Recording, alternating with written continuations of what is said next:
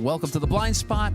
Last series of the day has come to a close. A three-mapper, but MIBR made Dust 2 look pretty damn clean. Squeaky, Did they? Well, come on. They started throwing rounds in the first half, but, Fallen jumping into CT. Don't you say a word. I see that look on your face. There it is. Don't you open your mouth. There it is. Just sprinkled some sexy Counter-Strike on top. It was great. I loved everything about it, Jess. I don't know why you have to be so down on them.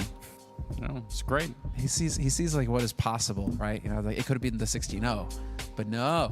MIBR, then they had to get all messy. Exactly. So you say why, they say why not.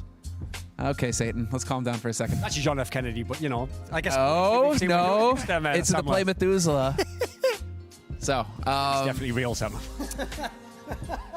No. Who wrote that? Who wrote that play? It was Methuselah, right? It's because that's at that point. Milton, you mean? Pardon me? Milton. Methuselah was the oldest man in the Bible. Yeah, Methuselah. They're all over the place today. Wasn't the, Stupid dick measuring contest this is. Literary dick measuring. It is literary dick measuring. But yeah, no, that was, to quote I have no idea. the devil. So I don't know where that's coming from. I think it was from the Bible. All right, dick measuring contest. Obviously, then the priest's like, and on to you, my son. There's a strong correlation between literacy and donger size. Okay, so 10-1 at this point, and this is where the insanity begins haven't even had a drink yet. in earnest. Someone else take it up from there. What was that round, by the way? It's us two. Where the guys from MIBR had the A site completely. Yeah, they all jumped down. And they one third jumped That was down. my I was favorite like, okay, fair round. enough. He's going to make a play from the spawn here. Then they both just jumped down. That was the best What's round. even going on right now? What is this? The first round they did it was great. It strategically made sense. It was good. perfect. They win it 2-on-4. 2 rounds later, they jump off the railing into like 3 rotating defenders, and it was like, all right, well, this is getting wild. That was the one, by the way, that I was referring to in my tweet where I said this went from 200 IQ to 20 IQ back to 200 IQ. When Fallen won like the 1v2. It's like, what? That was the struggle. They did outplay themselves a bit there, but 30 kills picked up for Fur at the end of I told regulation. you pre-map, unfortunately. I can trust that at least 2 of the 3 big names on MIBR will turn up. The Orgless guys, that's the problem, is they've got the talent. You saw it on the last map, but on this map, where is everyone? Well, I think this got away from them so quick, and I think to a team like Orgless, it feels like that would be pretty demoralizing. Like if they didn't lose that 1 versus 2 to Fallen, if they didn't lose the 1 versus 3 to Taco, and I think there might have been like one other really disastrous round in there. Like if they even just win like 1 or 2 of those, I think individually this map might still actually be going on right now. Players probably deliver, For sure. but this is a team that morale-wise probably got dumpstered after On that. both the maps they lost, basically every clutch went MIBR's way. They really need a momentum boost. If they don't get that, it's really hard for them to come back into games. They're bad at just crawling back from a big deficit we've seen. Well, let's go ahead and hear now from one of our winners, Fallen. Pretty sure you're on the line. We've got you audio only. Guys, can you hear me? Hey, Fallen, how's it going, man? Congratulations on the win. Oh, good, and you? Good. Thank you very much. It's fine. Everything's good. So, 2-1 win. Got a bit dicey there on Overpass, but you guys rallied on Dust 2. Looked pretty good. Was this according to plan with you guys? How did it all pan out? I expected to win Overpass, to be honest. Had a first half of this side, but our city side was a little bit lackluster on the second map. And didn't really call anything good on the T side Overpass overtime. So in the end we lost that map, but just had to refocus for the third map, and I already had planned to play Dust 2 just in case they would pick it, or in case we would pick it before the match started. So kind of had some stuff prepared for the match, and it paid off. Now, a lot of people have commented, because you guys, the first match you played was the game against Chaos offline. After that, you've been winning basically every series. You've looked way good. So people are going to say, has the switch to online helped MIBR? I mean, listen, I know people are going to say, but what about that EPL game versus Furia? That's not their fault. That's the best team in Brazil. I mean, in Flashpoint. How's it being online? Hello. I got cut. Oh, No, the audio cut out. I heard that. Sometimes I heard happens. that. I tell you. Never mind, it's all right. We're onliners It's a good now. We're answer. the biggest onliners that has ever existed. We had 2 majors. Nowadays, majors might be online anyway, so who knows? You might win another one, mate. Turns out you could. Maybe the next major is going to be online as well. You know, nowadays, coronavirus. Exactly. Hey, if everything the can happen. major's online, I'll do a major in Brazil, just online from here. Fallen, I have a question for All you. right, Swatty. At any point on Dust 2, did you say, jumping off the rail into the retake has just gotten way out of control? We've really way let loose with this one. Don't listen to him. What was the insanity going on in your team in Dust 2? Well, it was my call, to be honest. I was holding Catwalk, and Taco threw a smoke there for me. but I had an AWP to fight the smoke guys, and I thought that they might be coming, like waiting for that smoke to go out so they could flash and come in. And I decided to really fight like a 2v1 or a 3v1 on CT spawn, but unfortunately they were all CT, I guess. So it wasn't exactly what I was hoping for. But it's actually a decent call to do it. Of course, it's not the safest one, and of course there's many other ways you can win the round, but sometimes jumping CT is not a bad idea because you can really catch someone throwing a flash for the long guy, or you can the really first time you did it, it was great. yourself. Yeah, the first Well, 2v2 was fire with against Flare. it, to be that honest. was the coolest thing I'd call. seen. Because Yeah, I could play the about bomb the easily for time- catwalk. But he said, jump it, let's go. Then all right. And then I ended up on a 2v1, but it ended up a good round in the end. What about the time when you and Fur both? That's what he was just talking about. Died to. It happened 3 times. Oh, a third one, When, right, you, okay, died, fair when you enough. guys died to Yay, because you guys jumped out right, not the okay, retake, okay, but that right was a little before the bit over. retake. Yeah. Because it already was pretty clown. They're echoing, Fair Yeah. jumped. I was like, oh, okay, let me trade this guy. And then he hit 2 good Deagle shots. Yeah, that was messy. That was not necessary at all. That was bad. That was the worst one. I liked it every single time. I wish you guys would have done it more. But there is, I do have a question though. We noticed when we're watching you guys play, especially on the CT sides, it seems like a lot of the players on the team have a lot of sort of roles that you can define. We see Fur pushing aggressively, which we all know that he's going to be doing, and KNG and you are going to be AWPing, and Taco's probably going to be anchoring the B bomb side on almost all maps, it seems. But it's not always clear what Mayan is doing, and it feels like he's the one that's still needs a little bit of a role defined. You haven't followed the career of this team. He's the designated scapegoat. You have to have someone to blame. Yeah, if you well- like. It can't be all the major winners. Fuck me, I guess. You're right. You've got it. That's what I wanted to know. Is he? How are you going to blame him when you do? Well, we always have to blame someone, right? And mainly it's better if it's not ourselves. But at the end, Mayer, he has to do whatever is left, to be honest. Like many positions he'd like to play. Some of them, it's really tough. Let's give, for example, we tried Nuke. He used to play CT side on a very rotated position. Okay. A position that requires a lot of communication, requires a lot of decision making. And in order to put him there, first, he would need to do that properly, like communicate a lot, which he was not doing at first. And secondly, we would need to have me or KNG playing B side, like playing the A side on Nuke with rifles. So it's kind of challenging to really put him in all positions that would be best for him. First, because sometimes we have 2 guys who are not really the best rifles out there, and that's being honest. I think we're good AWPers, but not really good riflers to play positions like that. And I think he can become a good player playing those positions. That's what we're trying out on some of the maps. So basically, sometimes he has to play other positions that he has not used to, but he's playing for a long time now. He's pretty much way more used than he was before. And in others, he's just playing positions he likes as well. I think there are a couple other maps that he's doing it. Right, one thing about this tournament that people maybe have missed is, despite the quality of the teams, if you win first place here, it's the same as first place, not at the next major because it's been doubled, but at a normal major. It's 500k for first place. Do you actually feel like this MIBR can win Flashpoint? If I feel we can win Flashpoint, yeah, that's the goal. The goal is to grow every game. I think we have big development on the last 2 weeks. Some lows here and there, but I think the growth was there for the team. Mm-hmm. And some of the teams I expected to see in the playoffs for Flashpoint didn't really get there. I was expecting Contact to do a little bit better than they did, and I think they went out of the group stage. I was expecting the guys from Dignitas to be there as well, and they wasn't. So we have some other challengers running for the title. I think Cloud9 is a good opponent. I think we're gonna play Havu or Chaos right in the next Havu, yeah. on the next game as well. So it's gonna be interesting. Havu is a team that we didn't play too much yet. Had some practice against them, but they have been doing great so far. So let's see. I think the team has what it takes to win Flashpoint. We have to take game by game, and of course, Stormy, it's online. Of course, we can do it. Oh, there we go. I got one last question. All right, okay? one last one. Yeah. Just out of curiosity, because we've now seen in this, we have like all these kind of North American, almost like pug teams thrown together at this event. FNS has been impressive. We have Nitro with Liquid. We've got Sanazal with EG. In your mind, when you practice against some of the other North American rosters, who is like the in-game leader that when you go up against in practice or a match, you feel like really has like a good read of what you guys are doing, that is really calling a good game? Like who is the best in-game leader that North America has to offer at the moment?